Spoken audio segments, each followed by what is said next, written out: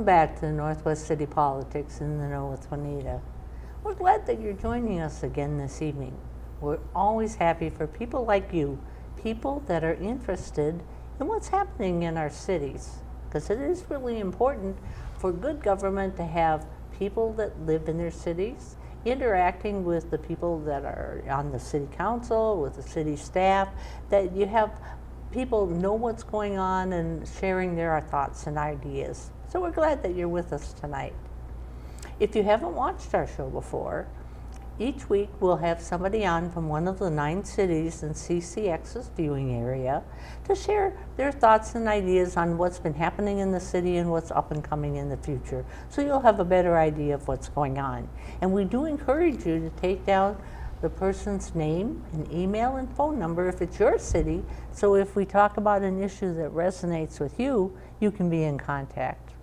Now, we're very happy tonight to welcome Jim Adams, who's the mayor of Crystal, on our show again. It's been a little while. It has been. So we're glad to have you back. I'm happy to be here. Thank you. Good, good.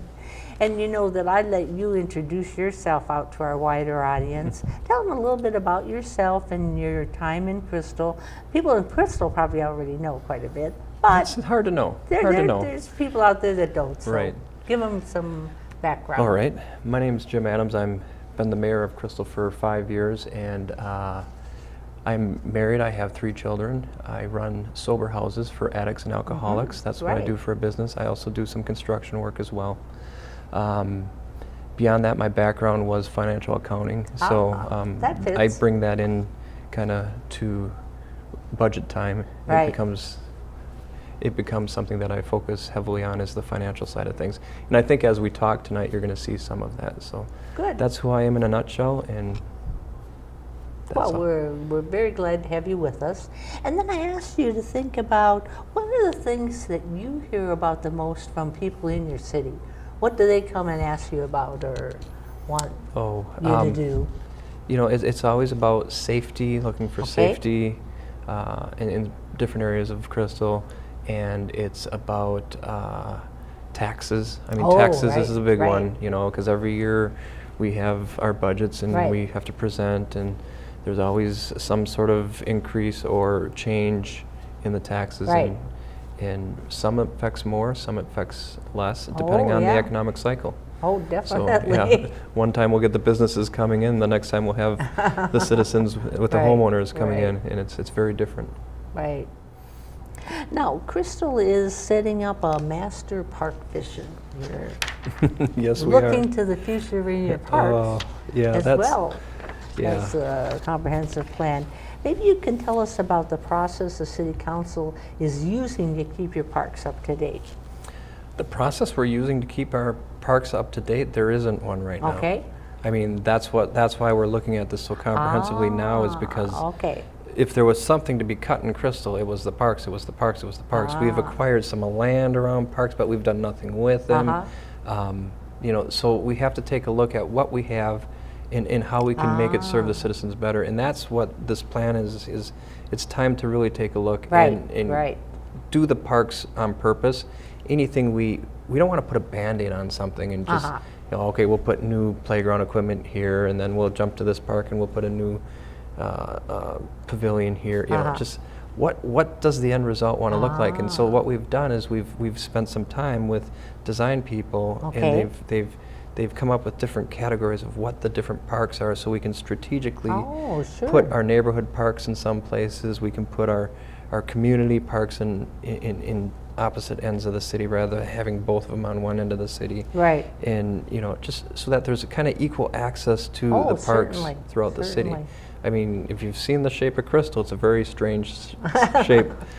So it's interesting when you strategically place these parks in that shape. Figure out how to do that. But so we've got a lot of good ideas which kind of fit those categories we just talked about. I know you were interested in the categories, and those are them. And there's a lot of plans and a lot of activities that are going to be put strategically throughout the city. Bassett Creek Park, we're going to make that 18 holes. The volleyball will remain there. Welcome Park is going to become the premier, softball area. Becker Park is going to see an extreme change. Last plan I saw, I don't know if it will stick. There were no ball fields at Becker Park moving forward. So there's a lot of change, and that affects a lot of different things that are currently going on in those parks right now. Well, and you've been going out to the people that live around those areas and getting ideas from them too, yes. right? We go to their local community, their local neighborhood park, invite them in, get their commentary, see what they like, what they don't like. And they've been a huge part of the design. We've been drawing in civil or civic groups to because they have their events at some of these bigger parks, trying to get their feedback in how they could use it, what they would like to see. So there's a lot there, and we've got some grand plans, some big, pretty nice changes. It's going to cost a lot of money, and that's part of the process. It is part of the process. So. Well, you have to decide what you're going to do first. Now, there are like 4 different kinds of parks in the city, right? Right. There's basically your sports park. Right. And then there would be your neighborhood park, which is just strategically inside. The city, right? And then you have your community parks, which is like your Becker Park or your Bassett Creek, where you have substantial space, you have substantial events that can take place. And then what's going to be the prime? What's going to be the #1 biggest attraction? Right. And we really think that's going to be Becker, because it's going to become kind of the city center, and it's going to help promote some of the redevelopment. Oh, sure. So we'll see. It's tied into a lot of things. It really is, and it's not determined yet. I mean, we have the difference between what our plan is currently and where our funding is. We're pretty far apart right now. Right. So some of this stuff is going to have to be phased in. Some of it's, going to have to be either, scaled to what reality might be. So because there's a lot to do. There's a lot to do. So have you set up a general plan yet, or are you still honing it down to what you want we the have a future general to be? plan. Okay. And that's what has been going out to the Parks and Rec, to the different commissions, and what's been going out to the parks themselves and to the neighborhoods. However, it's still not locked in. Okay. It's just so what's the next step? What's going to happen with because you've got a group of people working on this too, right? Absolutely. Yep. The next step is to get things funded to get it off the ground. We have some grant money which we're going to be using at Becker Park for some of our stormwater runoff, and that will be stored underneath the park, and that's going to be happening end of the summer, right after Frolics next year, which means those ball fields will get changed. Right. So 2019 Frolics may look very different. Right. Because the Frolics has a huge softball tournament. Right. And that will probably move more towards Welcome. And there's work that has to be done at Welcome to accommodate that. To be ready for that. To be ready for that, and it's a lot. Yeah. So well, it's an ambitious plan. Right? It is an ambitious plan, and this year in our tax levy, in our budget, we increased the amount that's going to go to parks, because it was nothing. We couldn't even do maintenance on what we had with what our budget was. So you're going to see from Crystal a systematic increase in the amounts that's going to parks. Right. Because if we don't, they'll just remain the same. Right. It doesn't necessarily mean that the whole levy is going to be increased a lot. That's not. We're doing it slow, so it's not a huge tax increase. And so when will the overall plan that you're developing be at a completed state? We have no idea. We have no idea, but I am guessing it'd probably be a 10-year plan at least, because it's going to take that long to get the funding up to where it needs to be. So yeah, because even after you determine what all the things are that you want to do for sure. And that kind of goes to what our fiscal policy is. We are long-term planning, so we have time to put the funding there as well. Right. That's what we do. I mean, we're not doing the 5-year planning anymore. We're doing the long-term planning, so we can anticipate what our needs are going to be. Well, and I think that's the kind of thing that people want to see in what the city is spending money on, that you are spending it wisely. Right. That you're doing a good job with spending the taxes that come in. Right. And for some reason, when there's a building or something that needs to be updated, it becomes an emergency. Oh my gosh, we thought this building was going to last forever. It's an emergency. So let's get a bond, let's get a loan, and let's replace this building. It's an emergency. Well, we know things wear out, and we can plan for those. So it's time to kind of get back to some of the basics and do the longer term planning. In cities and local government, it's been let's not plan over 5 years. Well, if you don't plan over 5 years, you're going to miss the boat. You can't plan for those huge expenditures in 5 years. It's impossible. It takes time to set up a fund and let it build up to a point where it'll meet your needs, right? And then without the plan, you'll be forced into, the debt, the credit, that sort of thing. So.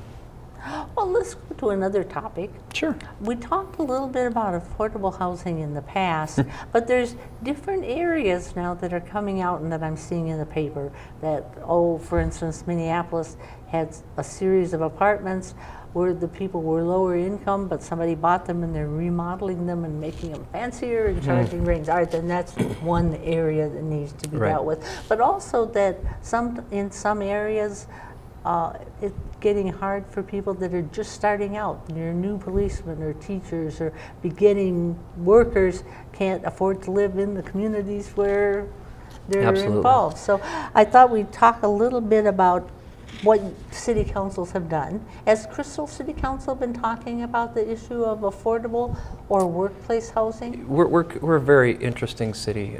Some people would call us a bedroom community. We have a lot of housing. And we have a lot of natural occurring affordable housing. So, you have your different categories: affordable housing, workforce. They're not that different. They're pretty close.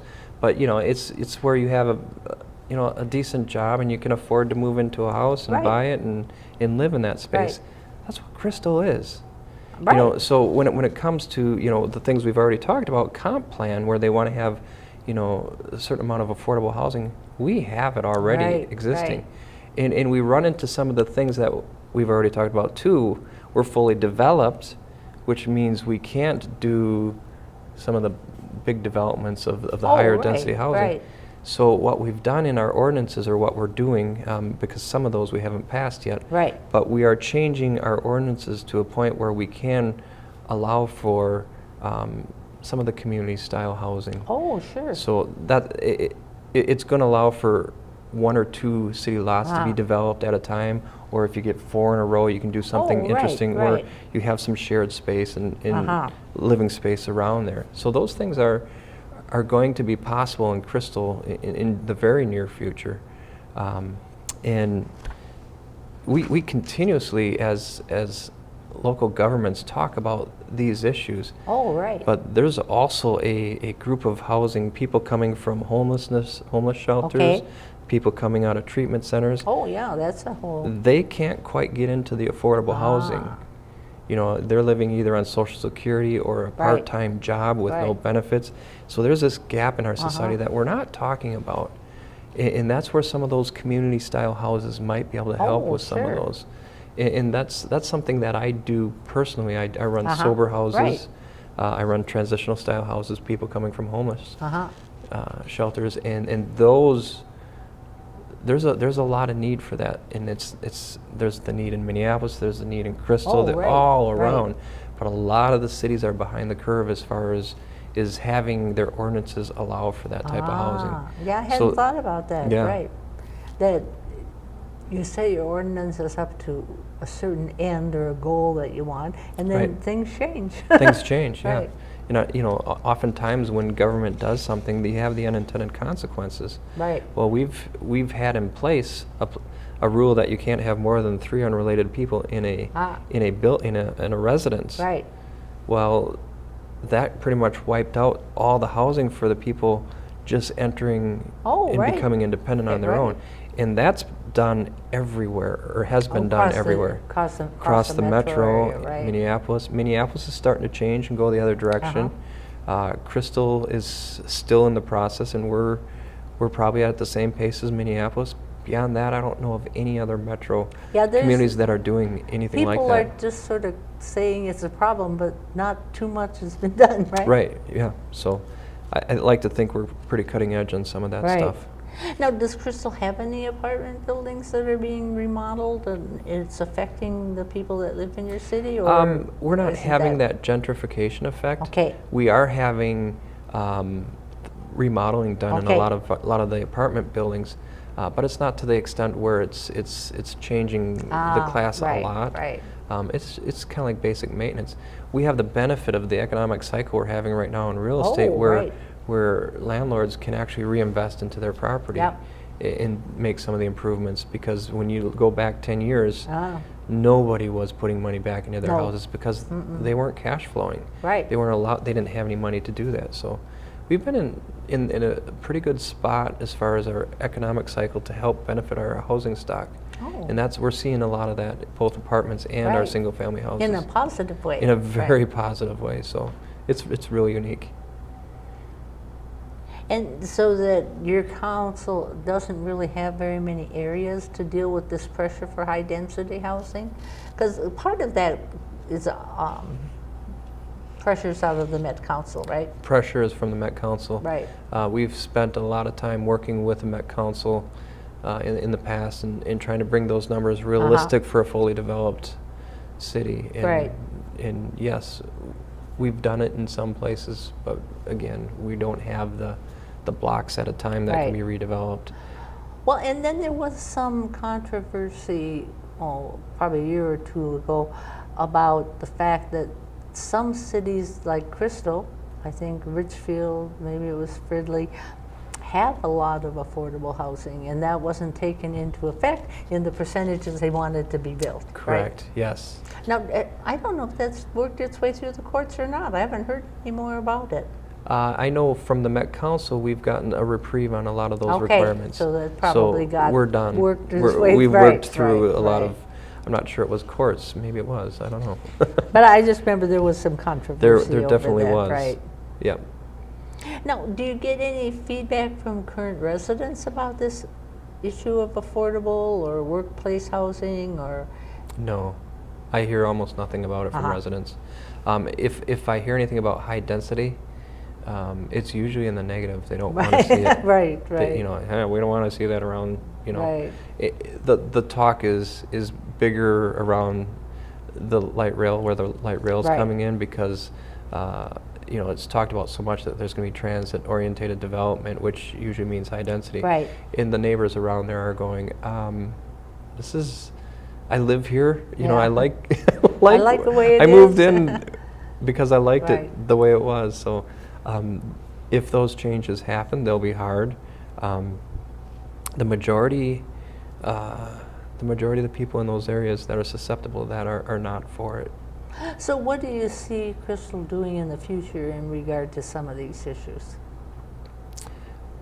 As far as high density, Well, or high density, or dealing with low income, or dealing with workplace. I think we're doing it. Okay. I think we're doing it with our ordinances. We've changed our ordinances to a point where the transit-oriented development can occur, community housing can occur.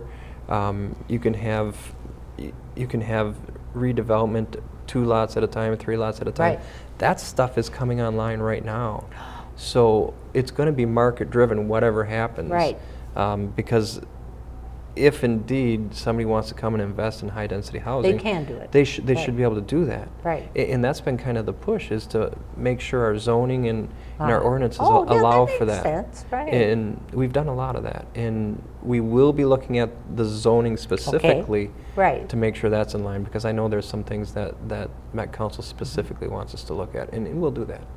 Yeah, and then I remember somebody mentioning the fact that the cities don't build the affordable housing, the developer does, so it has to make sense to the developer to Correct. do it. Correct. Now, sometimes there's requirements that a certain percentage have to fit this category or that category. That Correct. would be part of what cities could do, but you don't do the building. No, we don't do Right. the building. I mean, there's a lot of ways that cities do get involved in terms of of trying to acquire these properties and doing TIF financing. Right. And there's all kinds of different ways Parts and pieces where they can get involved and try to Right. promote it. It's very difficult to do in our environment with so many different private homes. Oh, right. And it's like herding cats. You can't do it. Right. I mean, That makes sense. Yeah. Now, Becker Park and the Crystal Frolics, we referenced Becker Park and the Yes, we Frolics, have. but your Frolics are held every year in what month do you hold it? It's your community event, It's our right? community event. It's the last weekend in July. Next year, right after the Frolics, is when we're going to start doing some work on Becker Park Right. with the stormwater Right. runoff stuff, and it's going to change the look of Becker dramatically. Oh, I would think so, And right. there's if anybody's got any feedback, there's still time for feedback as to what's going to happen at Becker, what's going to happen at Welcome to accommodate the event. Right. And it's still really up in the air what Frolics is going to look like that year after next. The tournament will probably be primarily at Welcome. There will be more community type things done at Becker sure. because we'll have more open spaces. There's a lot of room for new things, a lot of opportunity there.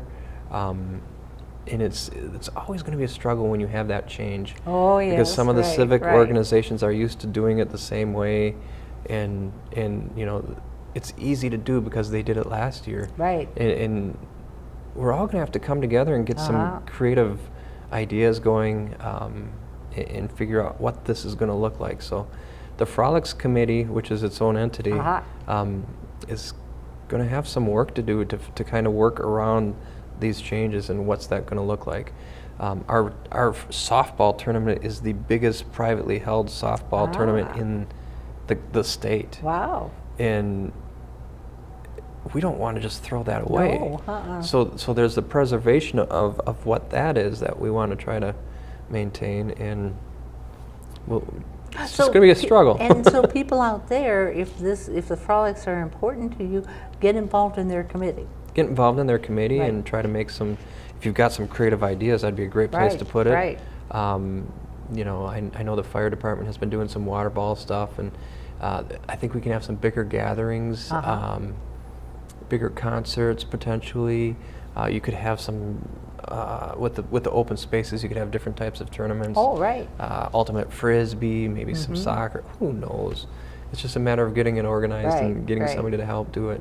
So, And what are some of the benefits that a city event like that bring to your city, having a celebration of your city, right? it highlights who we are as people. There's an awful lot of people in Crystal who really love the neighborhood community feel, right. and that's what we're promoting here from the council. We're promoting neighborhoods. We're promoting. This is where we live. Right. In that particular park, Becker Park is kind of become the focal point of what we do in Crystal, because it's a place. It's going to become a place for us to gather. Right. Place for us to meet. Place for us to see each other, and try to maintain a broader, bring the neighborhoods even together. Yeah, and people are looking for more of that nowadays, I think. Yeah. And you could have art fairs. You could have more busking. You could have just a whole bunch of different things, having that space used a little different. So we're looking forward. And so that you'll be hopefully incorporating the kinds of things they do now and then adding some new, right? Right. We hope we can maintain just about everything we're doing. Yeah. And then, because you have the softball tournaments, but then you also have various food and carnival and rides, and you have fireworks, I know. Fireworks right? 2 nights a week. Right. Or 2 nights that weekend. Right. Yeah. And so all of that would continue, but there might be new things added? I would hope so, because the space is going to accommodate different things. Right. So it's just a matter for us to come up with what some of the new things are, and how that's going to work and that's logistically. why we encourage people to Yeah, be absolutely, be please. part of it. They need you. Please, yes. And then you're working on a streetscape for Bass Lake Road, and that's primarily because that's where the station will go for The light rail station? transit. Right. That was sort of the impetus to get you underway, or not? Maybe. Okay. I mean that's kind of where the discussions. We Right. had the design person come in and Right. and talk about that area a lot, and we're looking at the roads and the businesses and just kind of the look of Crystal. Right. And we thought, we need to do our part as a city to help promote redevelopment right, or right. remodeling or upgrades or whatever. Right. So we decided, okay, let's find our business center and start making that look good. And that's right across from yeah. Becker Park, which is going Definitely. to see some changes soon. Right. And that's going to look and feel more like a city center as we move forward. Uh-huh. And so that's kind of where we're starting, because Uh-huh. that's where, it's going to be a place that's going to be more accessible. Right. Yeah. Now, the term streetscape, I don't think is a familiar one for our audience out there. I know it wasn't for me when I was first hearing about it. Yeah, when a city is doing a streetscape, what does that include, or what does that mean? It's what you see from the street, and that's why they call it streetscape. I mean, for that corridor right now, there's no parking along the street. Right. There's a row of trees. You can't see the building. Yeah. We want to kind of open it up. We want to make it feel more walkable. You can come in, you can park in front of the store you want to go to. You can get out of your car, walk to it, Right. or walk across the street to the park, and make it more of a feel, kind of like what we referred to before, more of a city center. Okay. So it will look different in terms of there won't be walled off buildings with greenery. It's going to be more inviting. It's going to be a little bit more open. Maybe a couple benches. You're going to see some concrete work on the sidewalks. Sure. Become a little bit more interested than just square gray blocks. Right. So it's just kind of freshen the look and Right. and promote that type of investment there. And what's the timeline for this? We are starting that next summer. We're hoping to have Bass Lake Road area done. There's some other areas of interest, 36th and Douglas. There's some Okay. couple strip malls there, and then there's a corridor on 42nd and Douglas. It'd be nice to have something freshened up there as well. Sure. So, yeah. And that will- all helps the appealability of your community to both businesses and residents, right? Correct. Yeah, absolutely. And this is going to be ongoing. It's going to be many years of doing this. It's not going to be like one and done. Right. We're going to start budgeting longer term and just do sections at Yeah. a time. So, looking forward to that. Well, I want to thank you so much. We really appreciate having you on and sharing all these things in Crystal so that our audience out there knows a little more about what's happening.